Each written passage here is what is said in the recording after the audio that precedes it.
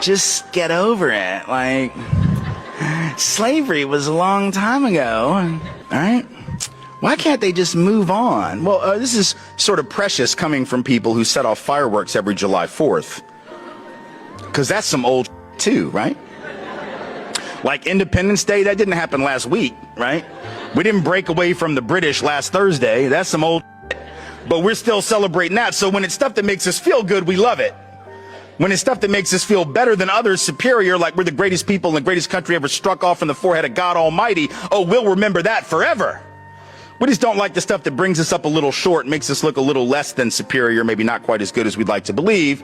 If you don't understand why the past affects the present, particularly around issues like enslavement, putting aside the inheritance of wealth and the lack thereof, part of which is certainly an explanation for why currently the median white wealth is 15 times the median African-American wealth and 11 to 12 times the median Latino wealth. Certainly that has something to do with history, who had access to resources and who didn't. But putting aside that, let's just understand something. The only reason Donald Trump is president right now is because of a little thing called the Electoral College, which was put in place by folks. See, we got this revisionist history that we've been spinning for the last couple of months about the Electoral College. Oh, you know, it was put in there to prevent tyranny. For real, you think? Do you really think that? Because I don't think that.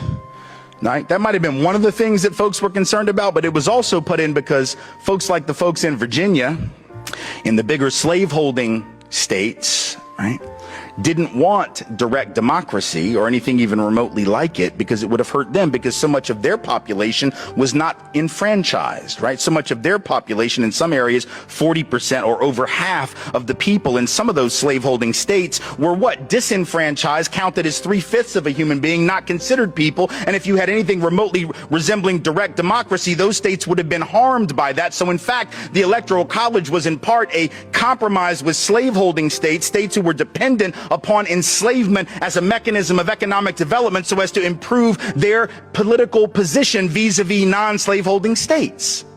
So if you don't understand how slavery, because this is the point, right? Even if you don't think racism was key to Donald Trump's own campaign, which, you know, suggests to me that you might have been asleep for the last several months, even if you believe that, understand that racism in the 1700s, white supremacy embedded in the structure of the country at the founding of the country is most definitely implicated in his election, because without the obeisance to the Electoral College, without that compromise, we know he would not be president right now. So that is why we have to think about the past, and that is why the past affects the present. See,